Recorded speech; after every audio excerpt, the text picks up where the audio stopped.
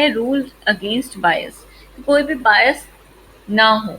Like you can just read नीमो इन प्रोपेरिया कॉजा जुडिक्स इस डेप्टा।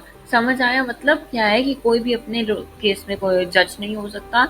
ये क्या है? रूल अगेंस्ट बायस है कि कोई हम डिस्क्रिमिनेशन नहीं कर रहे हैं। दैट नेक्स्ट इज ऑडी एट्रम पैट्रम। तो ये क्या है? Hear the other party, the hear the rule of fair hearing और the rule that no one should be committed unheard. मतलब इसका मतलब ये क्या है? सिंपल सी बात है कि कोई भी क्या है, ऐसे नहीं कि आप एक पार्टी की तो बात सुनते जा रहे हो, मम्मी ने भाई की बात सुन ली, आपकी सुनी नहीं, सो दैट्स अ प्रॉब्लम। ये सब नहीं होना चाहिए, दोनों की बात अच्छी बराबर से सुनी जानी चाहिए। That is the rule of fair hearing. इतनी बात अगर समझ नहीं आए तो फिर प्रॉब्लम है। अब क्या है? Who is authorise to punish an employ. एक एम्प्लॉय को पनिश करने के लिए कौन कौन ऑथराइज है? एंड ओनली द एम्प्लॉयर और द डेजिग्नेटेड अथॉरिटी। ऐसे नहीं हमारे coworkers they can punish, no. Only the employer, जो भी एम्प्लॉयर है, या फिर डेजिग्नेटेड अथॉरिटी है, मतलब जो मैनेजमेंट वाले हैं, मैनेजर वगैरह है, वो क्या करेंगे? रिव्यू करेंगे आपके एविडेंस को और फाइंडिंग करेंगे कि क्या जो चार्जेस लगाए गए हैं एम्प्लॉय के खिलाफ क्या वो सही है। ये चीज वो देखने के बाद ही आपको किसी तरीके से पनिश भी कर सकते हैं। नेक्स्ट इज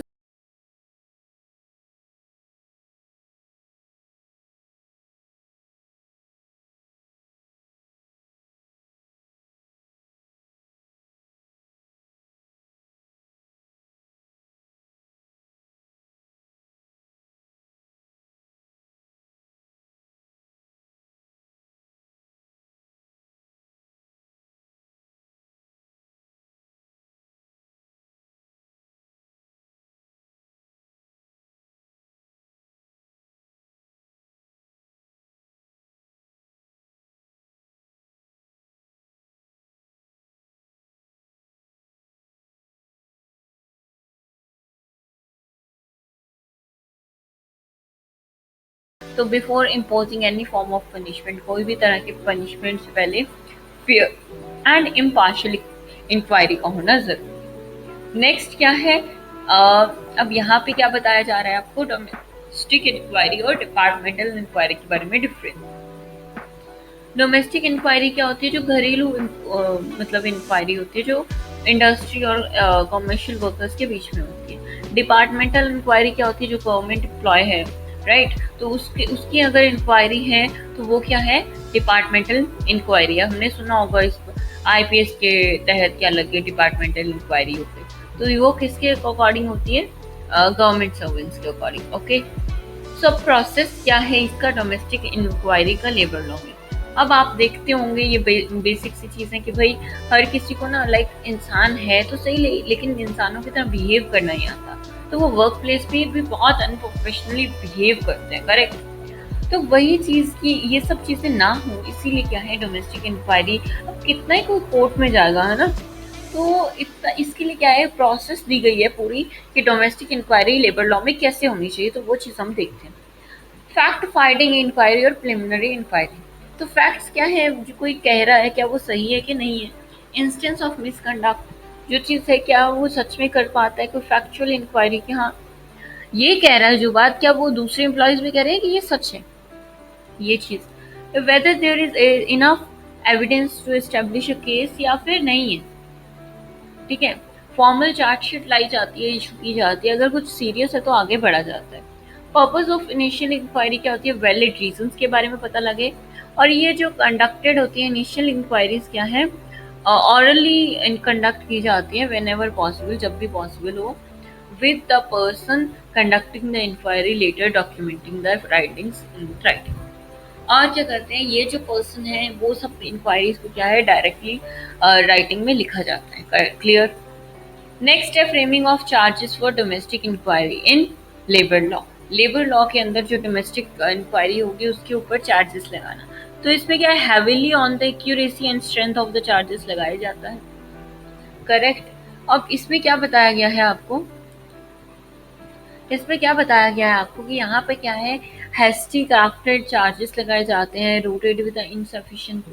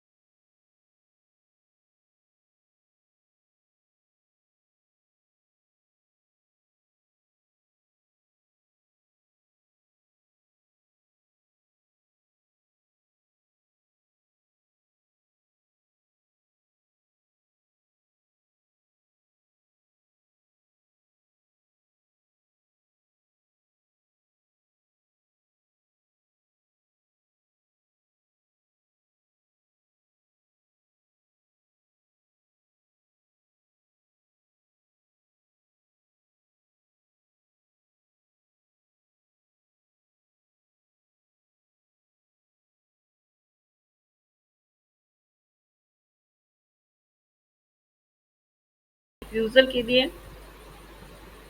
होना चाहिए ड्यूरिंग द डोमेस्टिक इंक्वायरी।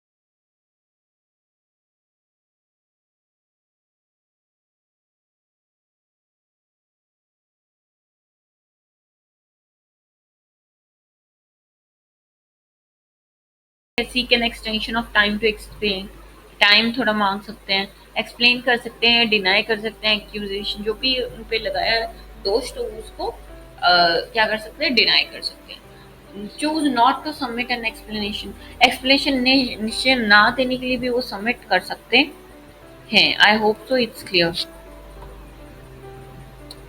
अब बेसिकली बात क्या है, the respond to the charge sheet involves carefully considering the employee's action. Clear, तो ये क्या है, एम्प्लॉयज के रिस्पॉन्स क्या टू अ चार्जशीट, चार्जशीट को कैसे रिस्पॉन्स किया जाएगा कि एम्प्लॉयज के क्या एक्शन है उसे अच्छे से देख के, या विटनेस के साथ क्या वो बातचीत करता है नेसेसरी हो अगर तो, रीजनेबल क्या है रिक्वेस्ट भी किया जा सकता है टाइम एक्सटेंशन के लिए, और फेयरनेस और नेचुरल जस्टिस के प्रिंसिपल्स को अपहेल्ड किया जाएगा। क्लियर। अब इसमें क्या, selection of the inquiry officer for the domestic inquiry in the labour law, labour law में अगर कुछ इंक्वायरी ऑफिसर भी होना चाहिए, कैसे कैसे सिलेक्शन होगा उसका, तो इम्पार्शियलिटी और फेयरनेस के प्रिंसिपल पे होगा। अब ये क्या है, anyone who will be a witness during the upcoming inquiry, कोई भी जो अपकमिंग इंक्वायरी में क्या होगा, विटनेस होगा। Someone who holds the authority to impose punishment themselves, exception might be help apply